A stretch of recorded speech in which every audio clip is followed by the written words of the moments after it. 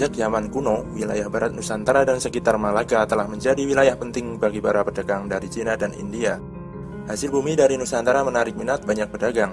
Pala dan cengkeh yang berasal dari Maluku dipasarkan di Jawa dan Sumatera untuk kemudian dijual pada pedagang asing. Pada abad ke-1-7 Masehi, pelabuhan-pelabuhan penting di Jawa dan Sumatera sering disinggahi pedagang asing. Pelabuhan yang terkenal yaitu Lamuri, Barus, dan Palembang di Sumatera, Sunda Kelapa, dan Gresik di Jawa. Berdasarkan berbagai cerita perjalanan Cina, dapat diperkirakan bahwa sejak abad ke-7 telah ada koloni-koloni Arab di barat Laut Sumatera, yaitu di Barus. Namun belum ada bukti yang menunjukkan bahwa pribumi Nusantara telah masuk Islam. Diperkirakan para pedagang Arab ini hanya berdiam untuk menunggu musim yang baik untuk berlayar. Baru pada abad-abad berikutnya, penduduk pribumi mulai masuk Islam, yang bermula dari pribumi yang ada di koloni-koloni pedagang Muslim Arab itu. Menjelang abad ke-13 Masehi, mulai muncul kerajaan-kerajaan yang bercorak Islam di Sumatera, yaitu muncul kerajaan Samudra Pasai, Perlak, dan Palembang. Pada abad-abad berikutnya, muncul pula kerajaan-kerajaan bercorak Islam di pulau-pulau lainnya di Nusantara.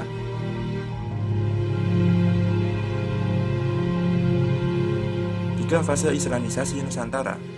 Singgahnya pedagang-pedagang Islam di pelabuhan-pelabuhan Nusantara.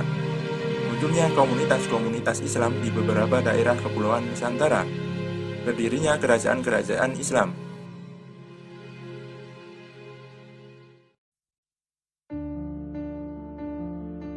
Saluran Islamisasi Nusantara.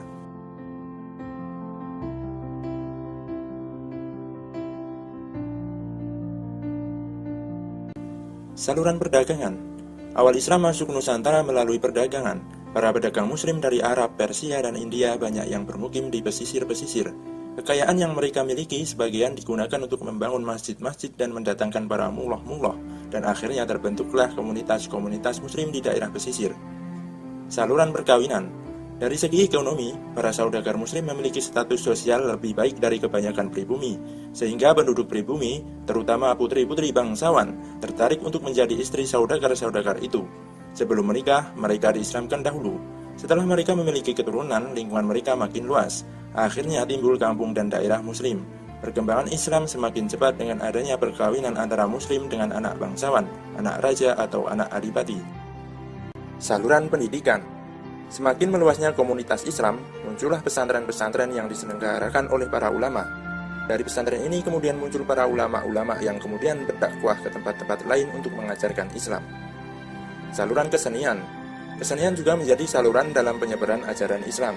Kesenian yang paling terkenal adalah wayang, yang menjadi alat bagi Sunan Kalijogo untuk menyebarkan Islam. Selain itu, ada berkembang pula sastra, hikayat, babat, dan lainnya, seni bangunan, dan seni ukir. Saluran politik. Di Maluku dan Sulawesi, kebanyakan rakyat masuk Islam setelah rajanya memeluk Islam terlebih dahulu. Pengaruh politik raja membantu tersebarnya Islam di daerah ini. Sedangkan di Sumatera, Jawa, dan Nusantara, demi kepentingan politik, kerajaan-kerajaan Islam memerangi kerajaan-kerajaan non-Islam. Kemenangannya banyak menarik penduduk untuk masuk Islam.